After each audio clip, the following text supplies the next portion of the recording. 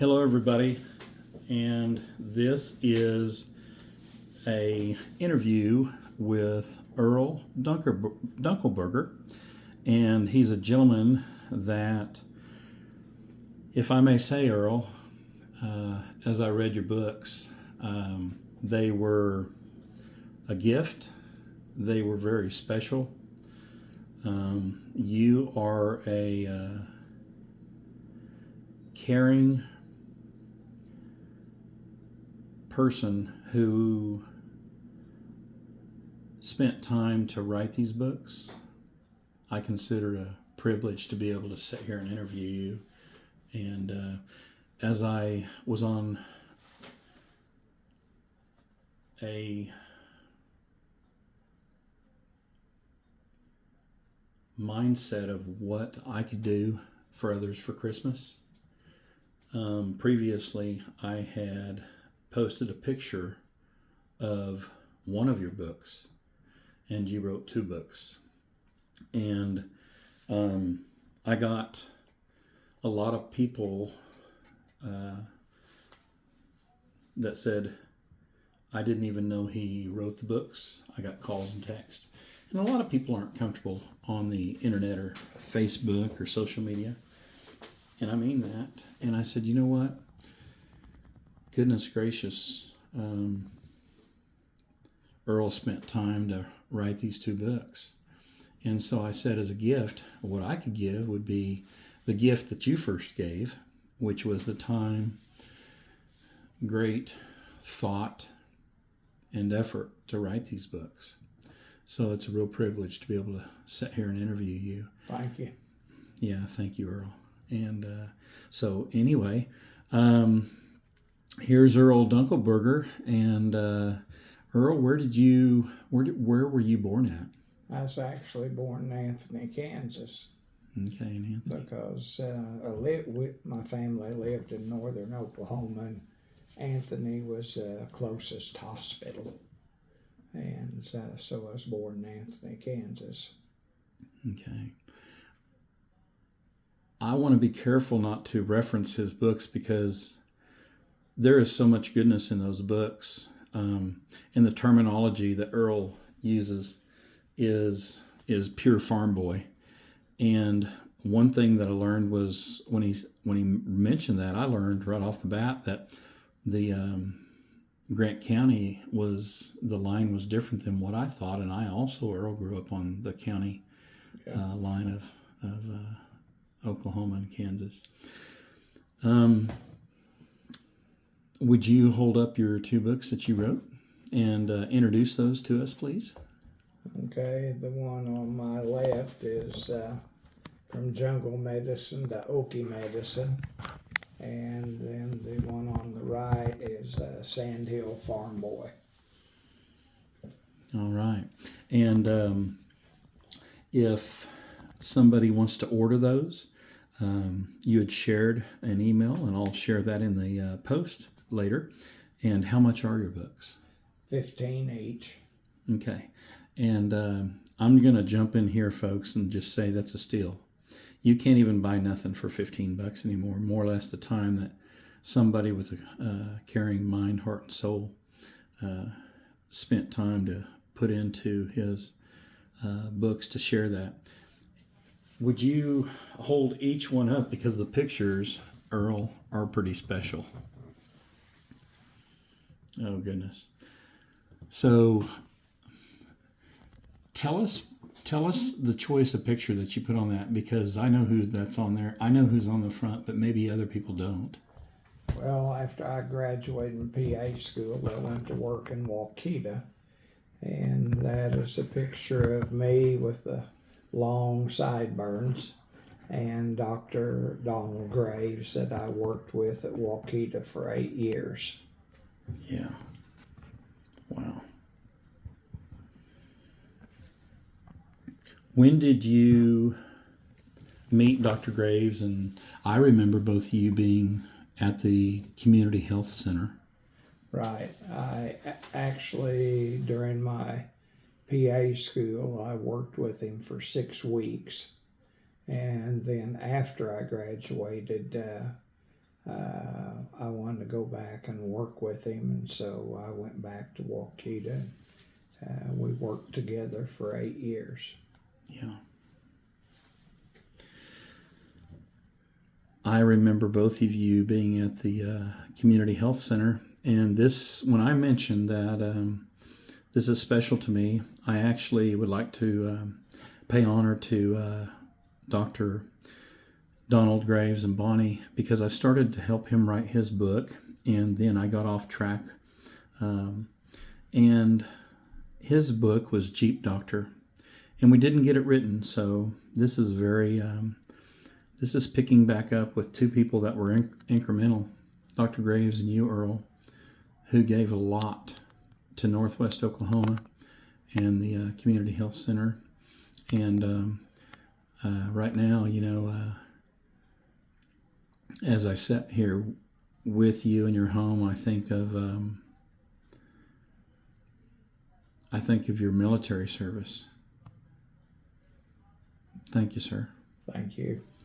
And feel free to lead into that, because there's so much that I don't know about you, and this is just like the starting of it. And well, do you want me to tell you about my military experience, or about writing the book and lead into my military experience? Please share it all. Okay. Actually, while I was a PA, I wrote down a lot of the funny things that happened in medicine. And for instance, a lady said that her psychiatric nerve was bothering her, and I couldn't really figure out what her psychiatric nerve was. And then she said, well, it goes down my hip.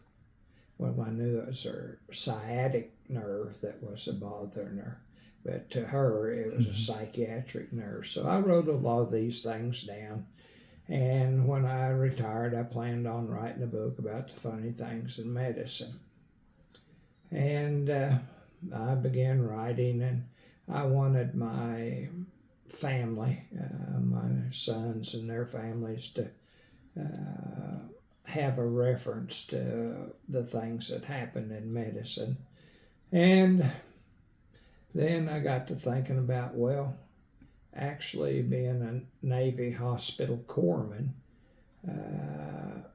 led me into medicine. And the funny thing is, in 1966, the draft was after me. And I didn't want to be drafted. I wanted to pick where I would serve and what I would do. And I researched it and found about the Navy hospital corpsman.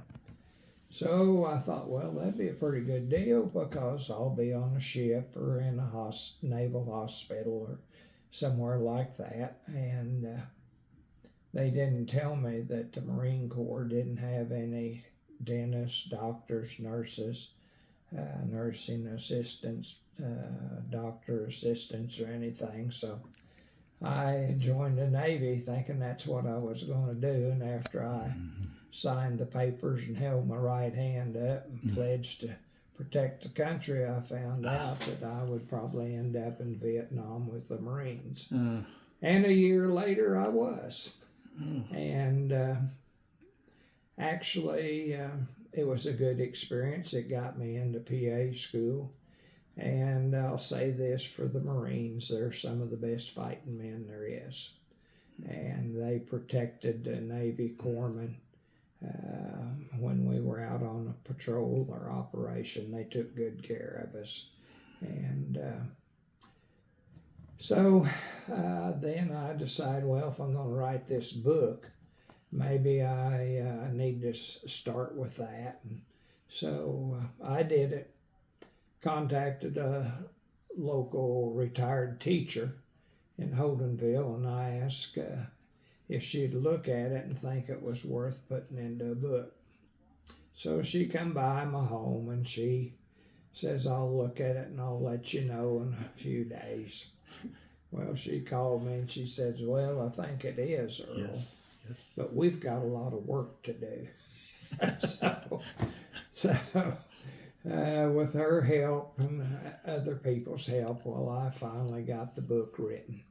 And then I started promoting my book, and some of my old friends around Waukeeta said, Earl, you should have told this story or that story, and you need to write another book about those stories. So I did not have any intention other than writing from jungle medicine to Okie medicine, but with their encouragement and help, I wrote the second book, Sandhill Farm Boy. So it was good. You got to share a lot of things with people. Yeah. Would you hold up your other book? Yes, that's me.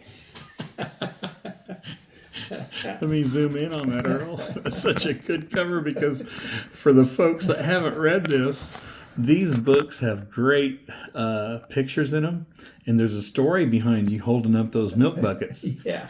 And I'm not going to share it. They're going to have to buy your book. They are incredible relative stories to Earl's life that are also associated with a farm life and hard work and close family ties. And so, oh, goodness gracious, Earl, that picture. Yeah, I weigh a little more than that right now. Well, I'm glad the camera's on you, because I do too. They can't see me.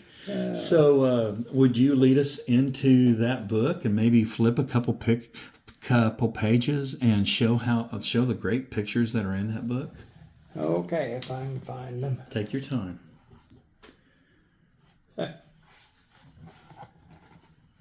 This is some pictures, part of my family, and also some pictures of me when I was 3 or 4 years old, and a pair of my cowboy boots, which I still have. So, but it has a lot of pictures of my childhood in it, and my family. So, but it was my last book, period. But it is, this book, Sandhill Farm Boy, is a lot more of my growing up and where we lived and what we did, and some of the pranksters. Yes, there's a story in here about me stealing a pickup. So, oh, but it was fun to write it and recall a lot of these things. Oh, goodness. Would you share? Oh, I have. Goodness gracious, Earl. You know, I'm 52, and as I read your books, and as I read them again for the second time, it made me think about my life and the fact that we go through different chapters in life, and I've said it before and I'll say it again, and I have permission to. David Jones, my classmate, he said,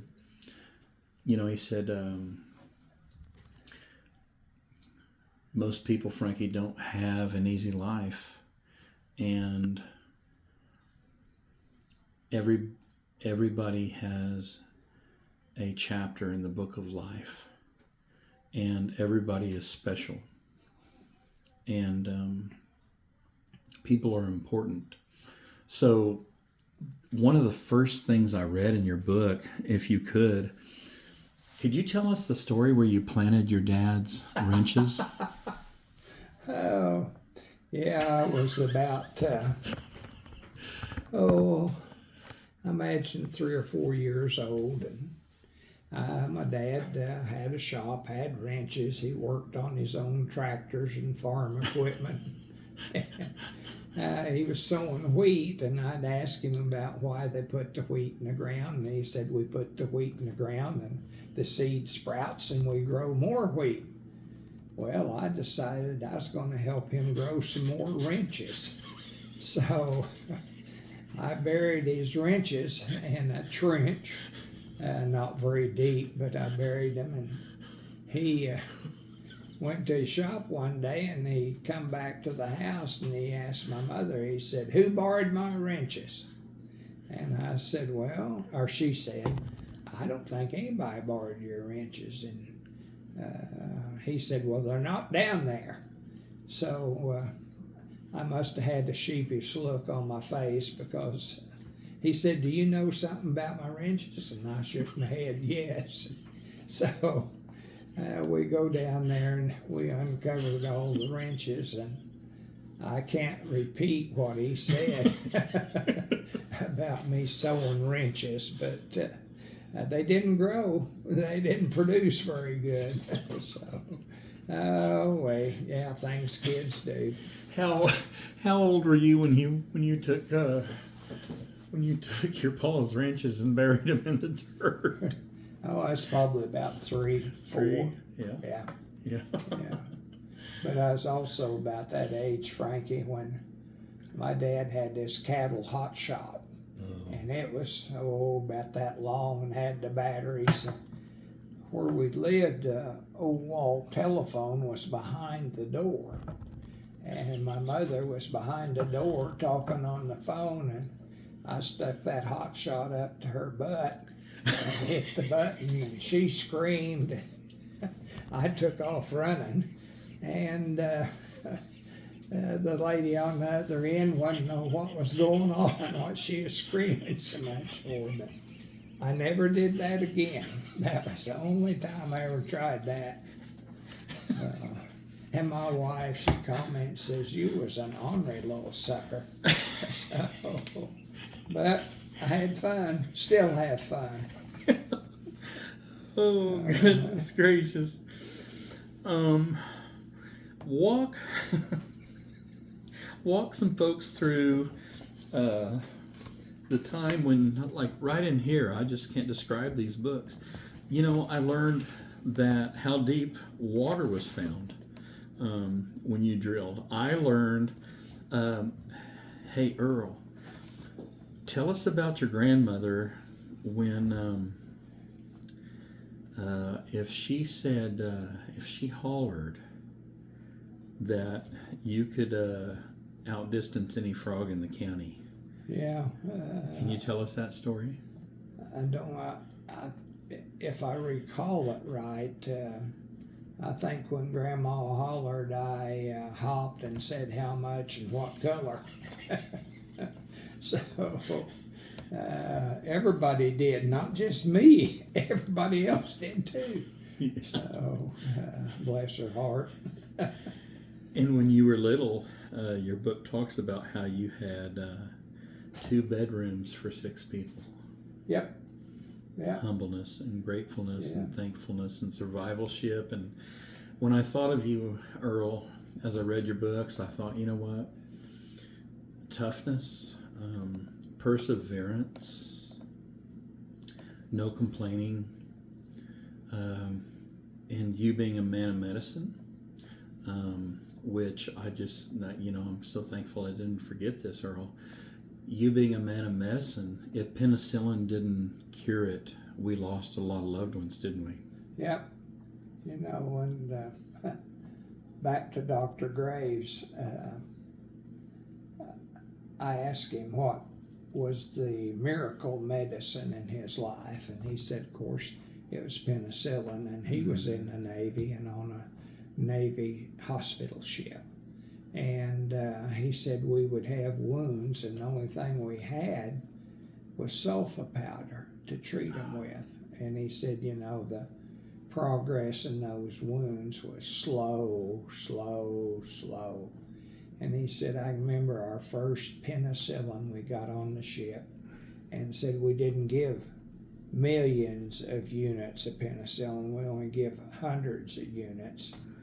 And we'd give them one shot, and the next day when we come back around, he said you could not believe how much those wounds had improved. And there's a lot of my time, my miracle medicine was Tagamet.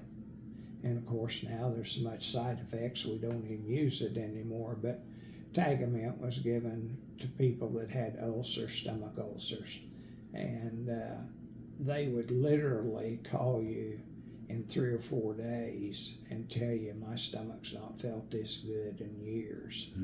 And it just was a tremendous breakthrough in treating stomach ulcers. And to me, that was my miracle medicine. So, and everybody has a miracle medicine. And today, the technology we have, my goodness. I think of Dr. Graves and I flying by the seat of our pants a lot of the time.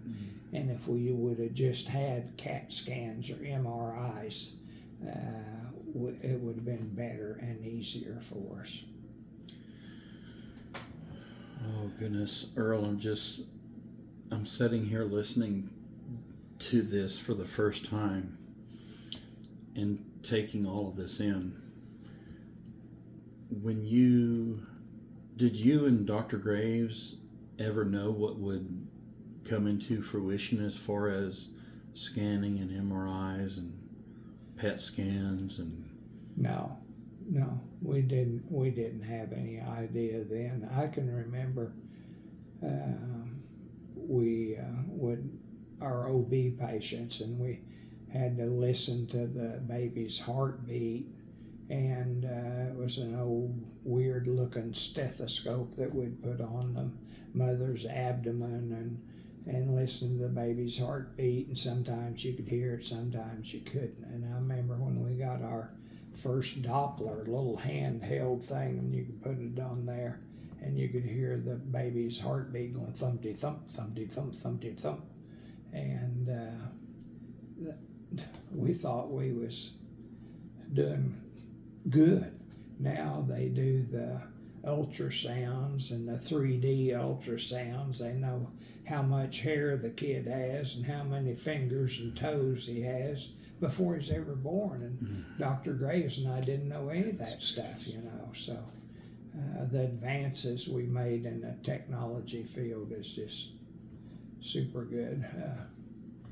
My son's going to be wearing a monitor, and I don't know whether they tattooed this monitor on him or what, but he's going to wear it for up to a year because of some irregular heart rates he has, and by the time he gets to the hospital, they can't pick it up on the EKG, so he'll be wearing that when he has one of these spells. Then they'll be able to transmit it to somewhere and they can look at it, So, and I a lot of times, Frankie, think, what's on out here in the future? Of course, I'm 79, so I'm not much chance of me living a lot longer to see the other advances they make. Wow. That's the beauty of interviewing you, is we go into these little breakouts to where you share your life, Dr. Graves' life, and you were brain trusting each other in, early medicinal treatment versus today. Yeah. And before I forget this, I reached out to you and when I was staying with a friend over here when I couldn't take care of myself from COVID. And that's when I really learned about you. Would you share with the folks about your OU first class that you were involved in? Yeah, it was 1970. And they were developing physician assistant programs across the country. OU was the first PA program west of the Mississippi River. And Mr. Thornhill in Waukeeta knew I was interested in that, and he brought in the Daily Oklahoman, and it showed a picture that they was going to be starting a PA program at OU. So he said, I'll get you an application, which he did. And I applied and got into the first class at OU in October of 1970. And we spent 13 months at the university, and some of our courses was with the first and second year med students, and some of our courses was separate just for us. And then we went on clinical rotations, and most of our rotations began at Muskogee VA Hospital. And what was so unique about that, the physicians at Muskogee hadn't had students for years. I mean, years. Well, here they had some of us young people that, boy, they could teach us, and they was excited about being able to teach someone. And so it was really good for us. And then we graduated in October of 1972. So I was in the first class. There was 7 of us to graduate out of 10, and my PA license was number 5 in the state of Oklahoma. Goodness gracious, Earl. So we was kind of in a fishbowl at the Health Science Center in Oklahoma City because everybody's looking at us. And I'll never forget one class was physiology, and the guy that was director of the program went to the physiology guy and asked him if we could take the freshman med school physiology class. And he said, well, I'll let you in there 1 year. Wow. And if they don't progress and grasp it, no more. Well, we had to take a pre-test, and then at the end we took a post-test. Well, our director knew we had taken our post-test that day. And here comes the director of physiology over to the office. Our director was sitting where he could see him coming down the sidewalk. And he had these papers just hitting his leg with them, hitting his leg. And he thought, oh my God. He walked in there and he said, threw them papers on his desk and said, I told you you could have them in there 1 year. And he said, oh, okay. And he said, let me tell you something. He said, your guys didn't ace it. There's no way your guys could ace it. But he said, I didn't have one med student improve from the pre-test to the post-test as much as your PA students did. And he said they was able to grasp it and to retain more of it than the med students. And he said they can stay in there as far as I'm concerned. So that was some of the things. I remember too, the first class we had was second year med students, was laboratory medicine. Oh, there would probably be 15, 20 of them show up in class. And I thought, boy, they don't have many students in their class. Well, come the first test, the room was full. And what they did, they had tape groups, and the ones that was there had their tape recorder up here in the back and would record the class lecture and then take it to somebody that would transcribe it, and then they'd hand it out to their group. And so we grasped on to some of those lectures that we had to print out on it, you know. So, but it was an experience.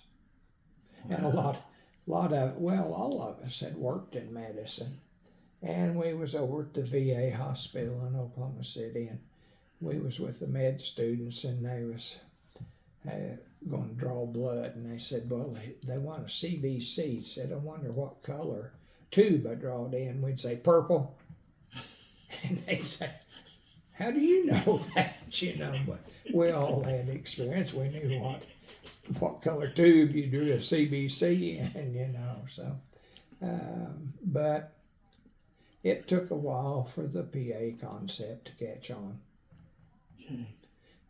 Actually, the guy that spoke at our graduation in '72 was Dr. Eugene Stead from Duke University, and he is the grandfather of the PA concept, because he seen a lot of the corpsmen and medics that was coming back from Vietnam, and they had so much knowledge and so much skill that it was going to waste. They couldn't do nothing but be an orderly and pass out bedpans and urinals. And he said, we gotta use this knowledge they have and expand on it.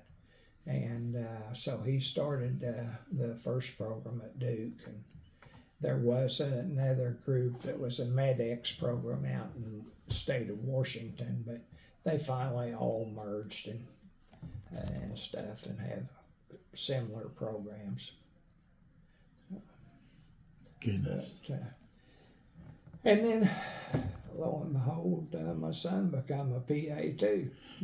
So. What is his name? His name's Scott. Okay. And he was, yes. He works for an orthopedic surgeon. Yeah. And if I remember, he practiced at Waukeeta for just a little while, didn't he? No? Okay. No. I'm wrong on that. No.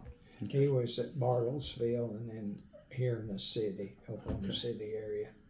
Wow. So, but. Well, you had to have an influence on him. Yeah, I think I did, but I thought he was going to go in sports trainer, and he did. In fact, he took the trainer exam and passed it, but and that's what I thought he was going to do, and then he kind of decided he wanted to be a PA. Okay. So actually, he's been in practice 25 years. Mm-hmm. Well, it's 2023. And 3 years ago, I took a chapter that I didn't think I would ever write in my life, which was a great loss of health. And I want to say that commercial medicine and hospital rules and regulations, I can tell you that I am in favor of PAs. I can name two of you and show you my medical file that they saved my life and identified things that other doctors with restrictions weren't allowed to identify per the last 3 years, and we'll just leave it at that. PAs are incredible. Well, there's two things we're known for, and that got hammered in our heads at the beginning of PA's program.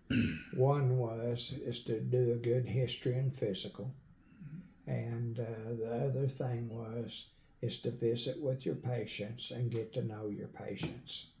And that's what most people say. I like to go to the PA because he or she will listen to me. They're not in a hurry. And most of us still try to do a good history and physical. You know, you just described the two PAs that saved my life. You just described Dr. Graves in remembrance, and you just described you just described your son Scott, and what it was basically bedside manner, love, care, and concern for your patients. Yeah. Thank you, Earl. Yeah. Mm-hmm. Earl, would you visit this chapter in your book? I'd like, if I may, want to come back over. But before we close out, oh my goodness, would you go into the church chapter? And real quick, I'll show you real quick. It's Sandhill Farm Boy, and would you go into and maybe slowly show the pictures that are in that with Bethel Holly Baptist Church and your classes there? This picture here is our Sunday school group, and we're Some are young and some are older. And then the next picture is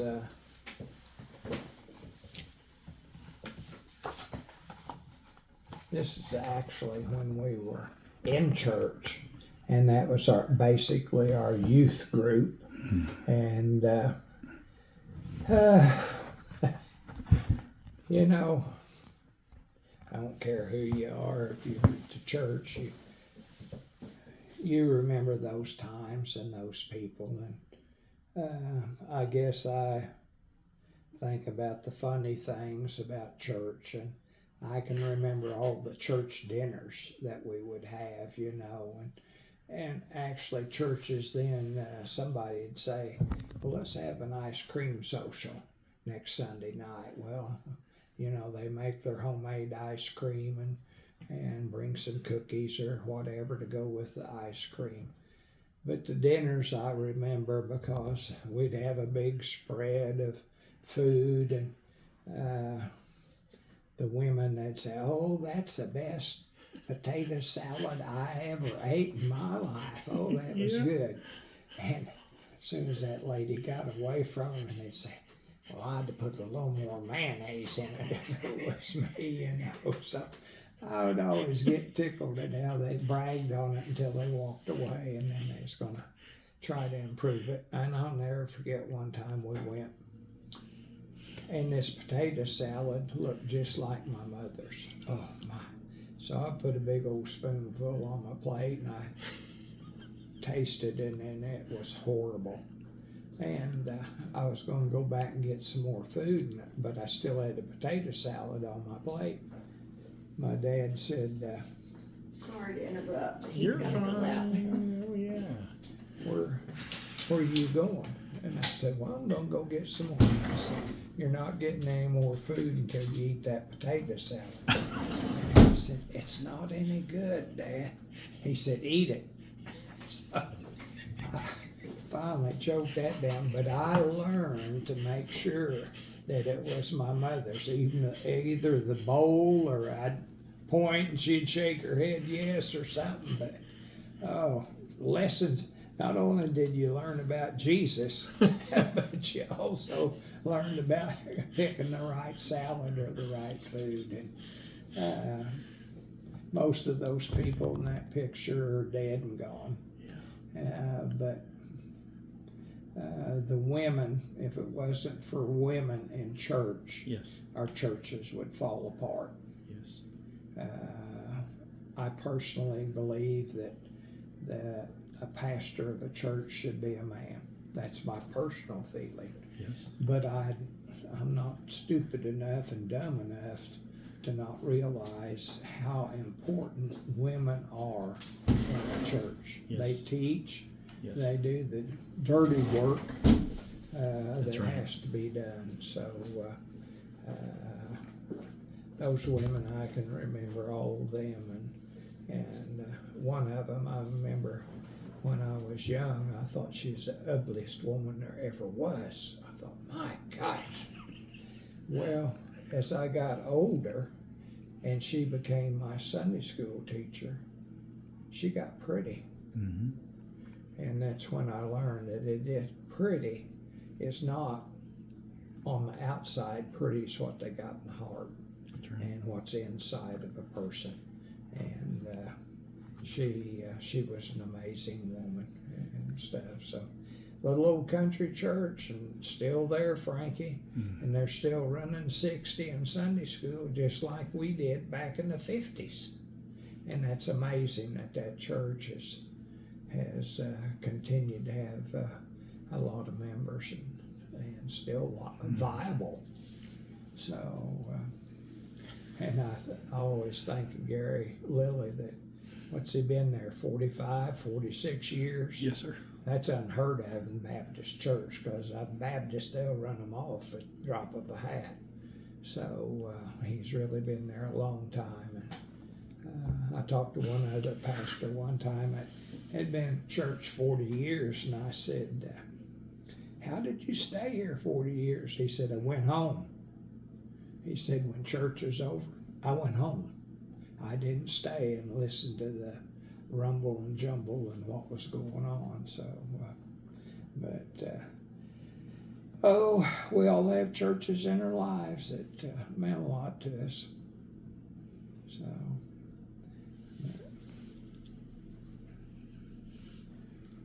Thank you, Earl. yeah. Well, I don't think there would be any other thing that we could say with what you just shared right there with church. And I would like for you to hold each of your books up. I'm a little emotional right now. Thank you, Earl. That's all right. Hold your books up. And this would be a wonderful Christmas gift. And Earl, I just would like to pause and reflect of the time, what you went through, what you gave in your life to write these two books. And if you would like to purchase these for Christmas gifts, I couldn't think of anything better. And Earl, in having me into your home, and I just want to tell you guys that I called Earl once, I texted him once, and all he told me was, "Come on." And when you read these books, there's a lot of things that you can relate to in your mind and your heart and your soul. So in having me into your home, Earl, before we close out and we can do more of these interviews, this was really special for me in my life. And I brought some gifts for you. And I didn't know what you was going to say. I didn't know what you were going to bring up. That was up to you. But from the title of your Sand Hill Farm Boy, I've got some things for you as to you and for your Christmas gift. And you can bring that in front of the camera. And I thought, what could I give old Earl that would be something special? I never had a barn that looked that good, Frankie. And it's called American Landmarks, the barn. And then that's for you. Apple butter. Good deal. Let me tell you, I get that and give those for Christmas gifts. It's a Mennonite place where they've got a lot of home cooked things and jellies and jams and everything in right south of Pryor, Oklahoma. Yeah, And, Shoto. yes, sir. Been Oh my, there. Been there, you done that. know the secret. Yeah. I like their cheese curds. Well, you know what?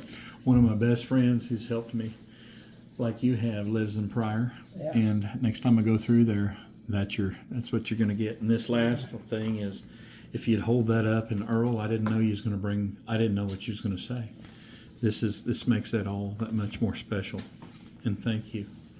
You bet, Frankie. That's a sticker that you can put on the back of your car that All Pastor right. Gary and Annette give out All right. on Christmases. You have a friend that lives in Pryor. Yes, sir. I've got more than one friend that lives in Pryor. Ask him if he knows about the Whitaker home. Okay. Let me put that in my notes. And while you bring that up, can you share that with us real quick? Yeah. Whitaker home was an orphanage. And it was self-sufficient.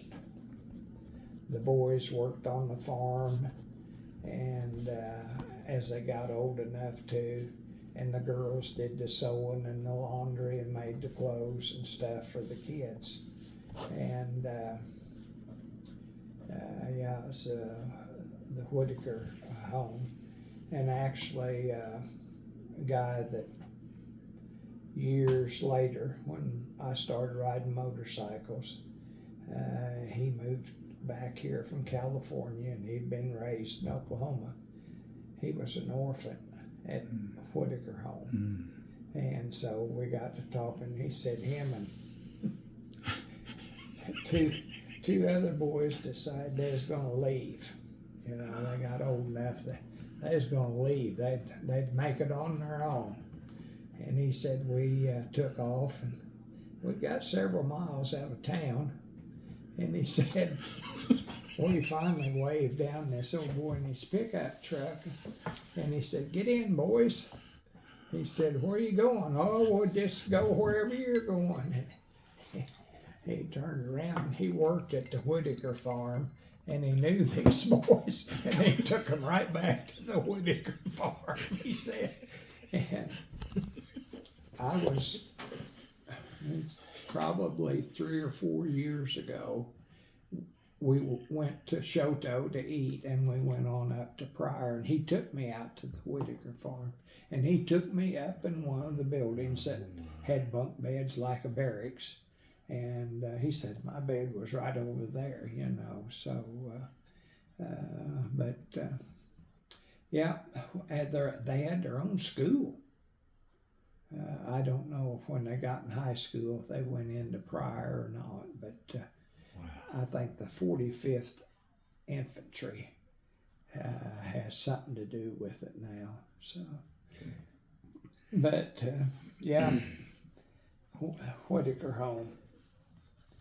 Now, if they're young like you, it was probably history by the time they kind of come around.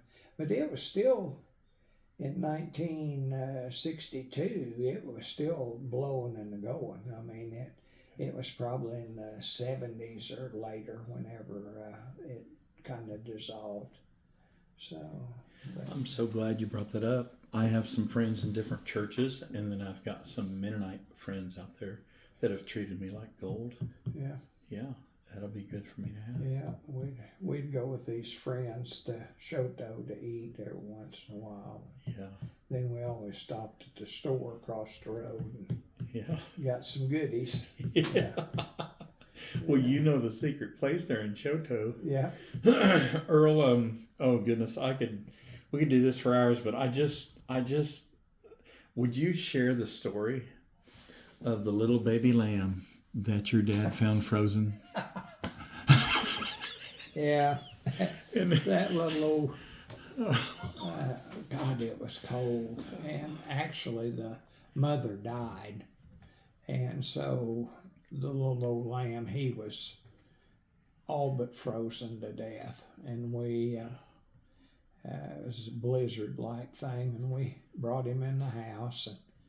And my dad mixed up some coffee and some whiskey, and we gave him a teaspoon of that, and we'd rub him and all this stuff, and pretty soon he was up, bah, bah, and walking around. So we was going to a ball game, basketball. What are we going to do with him? Mother said, well, let's just put him in the bathroom. And so we put him in there, and we come home, and that black poop called meconium is just like glue and grease mixed together. And he had pooped in that bathroom. We had stuff, and she was going to mop it. Well, whenever she'd go to mop it, just slided all around. So she finally got a bucket of soap and water and took a old straw broom and scrubbed that bathroom floor. So Mama said, we're not leaving him out in the bathroom tonight. So we got this old wash tub. It was a round wash tub with the bottom kind of bubbled out on it. And we put that lamb in that wash tub in the bathroom, and he'd and he'd go back and forth, and them ears on the bathtub, on the wash tub, would flop and make noise. And I remember Mama got up and said, we can't listen to that noise all night. So what are we going to do? Well, we didn't have any tape in the house, and Daddy wasn't going to get up and go outside to get any. So I remember we took 2 Band-Aids and taped those ears down so we could get some rest. And, of course, we had to bottle feed him, but he lived. Yeah, little sucker. But I'll never forget my mother and that mess that he made in the bathroom. Now, she wasn't a happy camper, let me tell you. We all knew we was walking on eggshells that night because she was upset about it. But just the things that you grew up with. I remember a blizzard come in one night.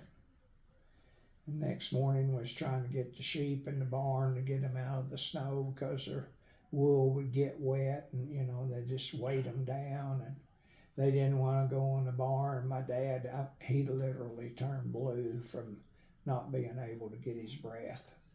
And but we finally got him in there, and he got in the house, and everything was all right. But yeah, those things that you just you went through them, and you had to do it. I mean, there wasn't anybody else around to do it, so you just sucked it up and did it. So, but the memories we have, Frankie.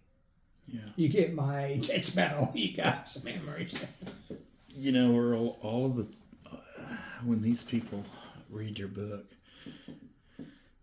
all of the terminology that you use that is just so realistic to humanology, and it's just they bring back like I told you, I get a little emotional interviewing you, and when I read your books by myself. I wished I would have spent time with my grandma and grandpa, but you know what? When you're a kid, that's not a priority. Yeah. But this is what I'm trying to do, is pass on. And so this, what I'd like to do is, would you just take a moment, and I'm going to sit here in silence, and I would love and cherish the chance to interview you again and again and again. But before we bring this interview to a close, let's sit here in silence, and what goes through Earl Dunkelberger's mind as I sit here. It's a privilege and an honor to interview you. What goes through your mind as we sit here tonight at your dinner table? I think about you and all the swimmer's ears you had when I was at Waukeeta. That's one thing goes through my mind. A little skinny black-headed kid. I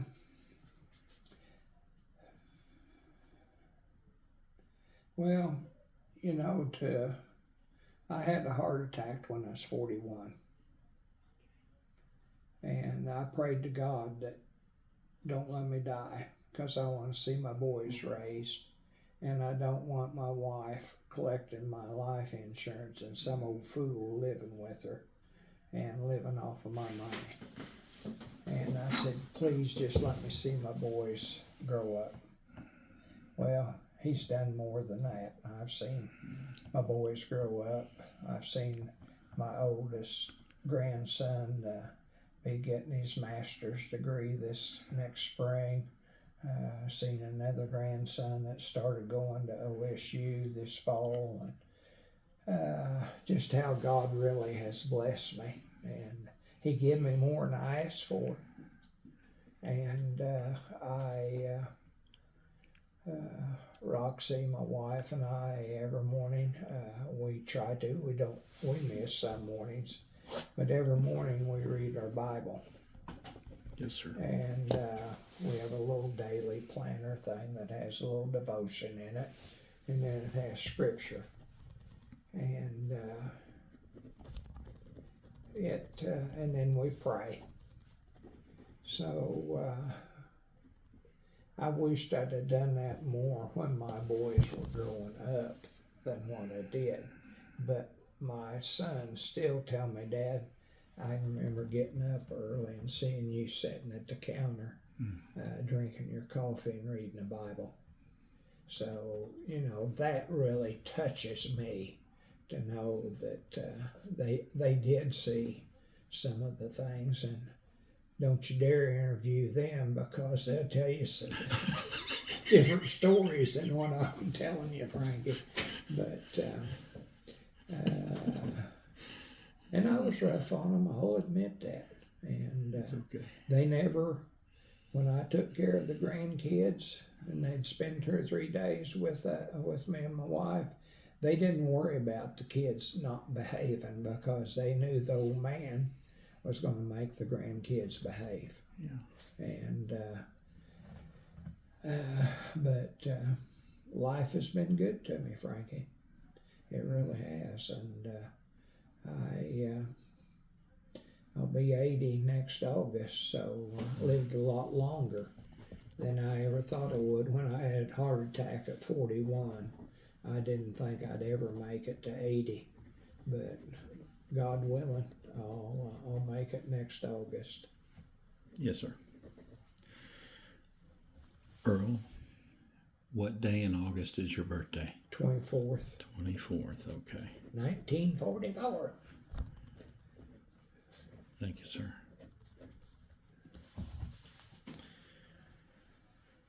I don't know what else to say. I'm sitting here overwhelmed. It's such a privilege and a blessing and an honor to be able to sit here. Well, thank you, Frank. Thank you. Yeah. So Mm-hmm. I enjoy talking. You can tell that. Well, may we continue these?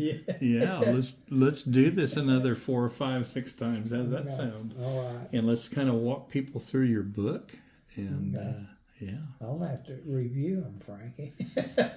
Well, you know, I'm on my 3rd time of your other books lent out, and it's just, you know. One thing that come to my mind while we was talking, Frankie, when I wrote my first book, I wanted to find me a publisher, because I thought that they would be able to take what I had put down and expand on it and use fancy words in it. Never happened. I sent to 55 publishers, got turned down on every one of them. And one lady here in Edmond said, I like reading your book. But she said, I'm in the business of selling books. And said, if you was Hillary Clinton or Obama and wrote your life story like you did, it would sell, you know, be a big seller. But she said, you're just Earl Dunkelberger from Holdenville, Oklahoma, you know, and said it's not going to sell. But she said, I think you ought to self-publish your books, which I ended up doing. And I'm glad that I, in a way, that I did not find a publisher, because so many people have told me that read the book, I thought I was sitting right there by you and you was telling me these things, because it just sounds so much like you. The words and the vocabulary you use is you. Yep. So, but yeah, I thought I'd find me a publisher and I'd be a millionaire by now, but didn't happen. Well, wasn't meant to happen. Well, I'll tell you, you blessed me, and we're going to bless some other people. And in Northwest Oklahoma, there's so many people that know you, that didn't even know you wrote books, and that was my goal in sitting with you tonight at your dinner table. Okay. And so, real quick, with boldness, I'll tell you, I'll look you straight in the eye, Earl, and tell you thank you for being